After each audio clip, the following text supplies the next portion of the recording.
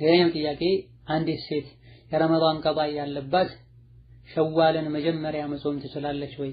ረመዳን ጾሞ ሸዋልን የጨመረ አመቱን ሙሉ እንደጾመ ይቆጠርለታል ይባላል። ይህ አጅር የሚገኘው ቀጥታ ረመዳን እንዳለቀ ሸዋልን ለጾመ ሰው ነው ወይስ አዘግይቶ ከሸዋል በኋላም ቢጾም አጅሩ ይገኛል የሚል ጥያቄ ነው። ነብዩ ሰለላሁ ዐለይሂ ወሰለም ኢማሙ ሙስሊም ረሂመሁላህ ተዓላ ባስተላለፉት ሐዲስ ረመዳንን ጾሞ ከዛ በኋላም ከሸዋል 6 ቀናትን አስከትሎ የጾመ አመት ሙሉ እንደጾመ ይቆጠርለታል ብለዋል።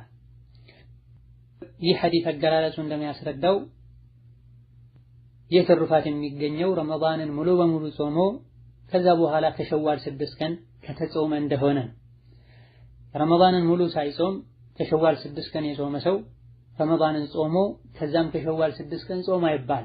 የተወሰኑ የረመዳን ቀናቶችን ጾሞ ከዛ 6 ቀን ጾመን የሚባል ምክንያቱም ثم የተባለው ሐዲሱ ላይ ረመዳንን ጾሞ ከዛም ነው የተባለው። ረመዳን እስካልተሟላ ይሄ ፈዲላ አይገኝ። ስለዚህ ቀባ ያለባቸው ሰዎች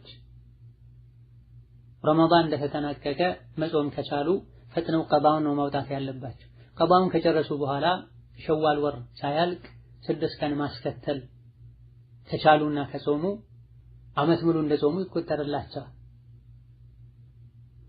6ቱን ቀን መጾም በተመለከተ ከዒድ ማግስት ጀምሮ አከታትሎ መጾምም ይቻላል። የወሩ መሃል ላይ መጾም ይቻላል። የወሩ መጨረሻ ላይ መጾም ይቻላል። አንድ ቀን የጾሙ የተወሰነ ቀን ያረፉ ቀጥለው የጾሙ ማድረግ ይቻላል። ከረመዳን በኋላ ከሸዋል ወር 6 ቀን የጾመ ሲባል ከዒድ ማግስት ያሉ 6 ቀኖችን በመደዳ መጾም ብቻ ማለት አይደለም።